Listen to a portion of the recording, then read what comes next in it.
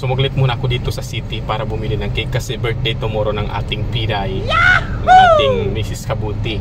So, lalagyan din natin ng konting ng konting element of surprise. Hindi niya alam na pumunta ako ngayon dito. Ang alam niya, wala akong pera. Hindi niya alam bagong sahod. So, kailangan na nating bumalik sa bahay. Thank you.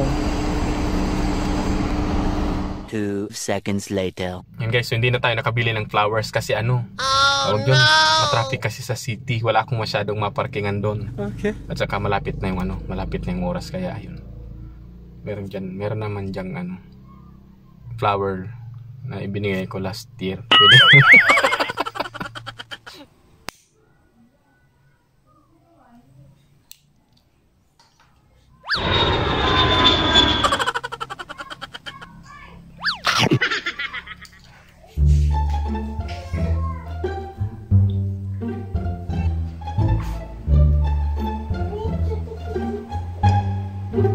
Happy birthday to you.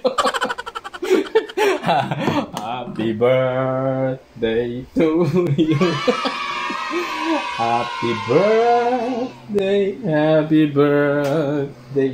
Wow! Ang electric.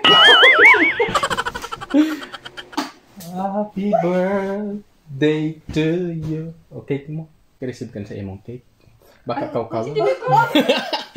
Baka kaw-kawon. Oh, thank you. Siyempre, may flowers pa yan. Oh no!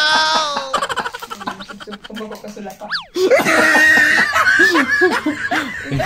Ano yan, Kyong? Wow! Yung pa. Thank you, Pong. Ay, wow! Buksan. Sige, ano da nakasurat kaya? Ay, wow. Inuman naman. Sabi mo, ay, wag kang mapunta dito, mama. Mama, happy birthday. Wish you have more birthdays to come. Wow, thank you, Pio. Wow! Very good talagang baby kong ito. Very thoughtful talaga. Oh, wow! Gulog na.